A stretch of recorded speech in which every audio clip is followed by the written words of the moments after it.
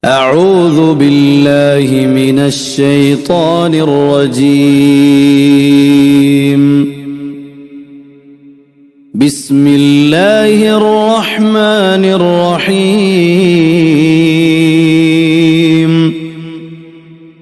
আসসালামু আলাইকুম রহমতুল্লাহি ওবরাকাতুহু। সকলোৱে ভালে আছেনে? আলহামদুলিল্লাহ। তো আমি আমাৰ আজিৰ পাঠটো আমি আৰম্ভ কৰিবলৈ গৈ আছোঁ। আমাৰ তালিমে বালিগান আমাৰ চলি আছিল। আখলাক চৰিত্ৰৰ বিষয়ে আমি সকলোৱে ইচ্ছা কৰোঁ আমাৰ চৰিত্ৰ ভাল হোৱাৰ কাৰণে। তো আজি আমি পঢ়িম হোৱা লোৱাৰ আদব। কিহৰ আদব?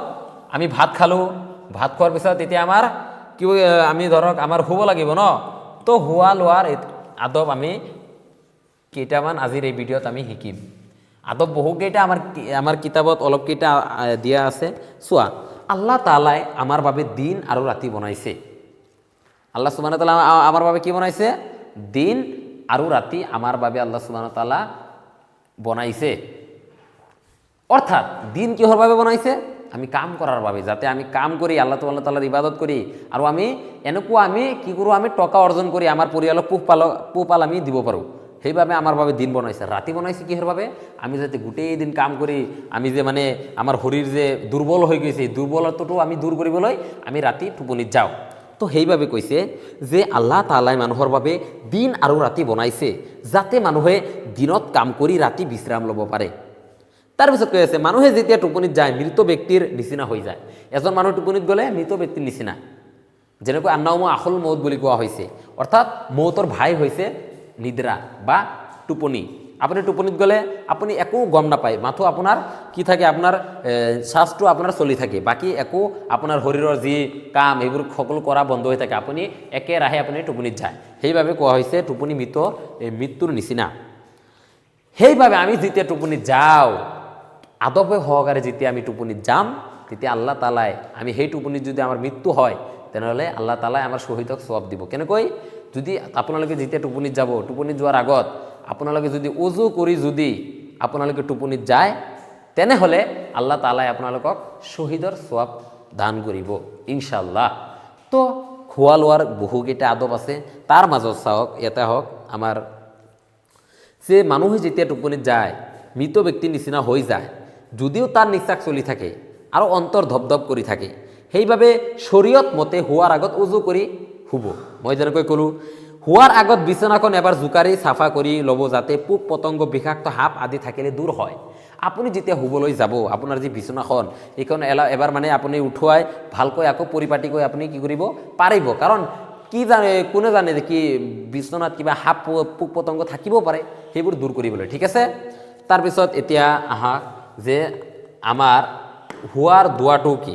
শোৱাৰ দোৱাটো আজি আমি শিকিম, শোৱাৰ দোৱা।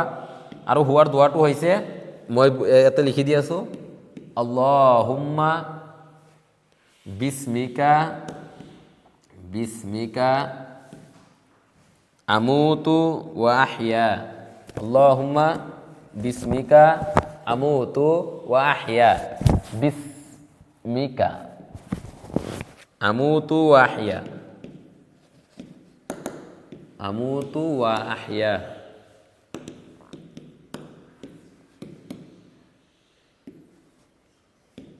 বিস্মিকা আল্লাহুম্মা বিস্মিকা আমুতু ওয়া আহয়া।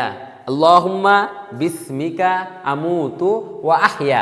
তো এইটো হৈছে আমাৰ শোৱাৰ দোৱা, যেতিয়া আপুনি টোপনিত যাব আৰু যেতিয়া টোপনিৰ পৰা উঠিব। এতিয়াতো আপুনি টোপনিৰ পৰা উঠিব লাগিব, তো তাৰ বাবে আমাৰ ইছলাম ধৰ্মত দোৱা ৰাখিছে, সেইটো আজি আমি শিকি আমাৰ ক্লাছ আমি শেষ কৰিম। ঠিক আছে। আৰু সেই দোৱাটো হৈছে আলহামদুলিল্লাহিল্লাযী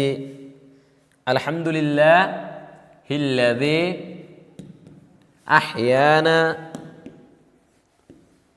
বা'দামা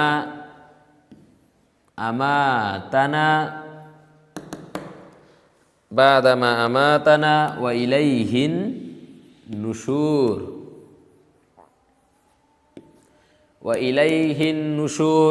আলহামদুলিল্লাহিল্লাযী আহয়ানা বা'দা মা আমাতানা ওয়া ইলাইহিন নুশুর। সকলে বুঝতে পারিছে? আর এবার পড়ে দিছো আলহামদুলিল্লাহিল্লাযী আহইয়ানা বা'দামা আমাতানা ওয়া ইলাইহিন নুশুর। অর্থাৎ তার কারণে কি হামদ শুকরিয়া জিয়ে কি করিলে আমাক মৃত্যুর পরা পুনরায় জীবিত করিলে, বা আদামা আমাতানা আমাক মৃত্যু দিয়ার পিছত অর্থাৎ আমাক টুপনি দিয়ার পিছত, ওয়া ইলাইহিন নুশুর আৰু তেখেতৰ ভাললৈ আমাৰ কি আমাৰ ৰওনা হ'ব লাগিব এদিন।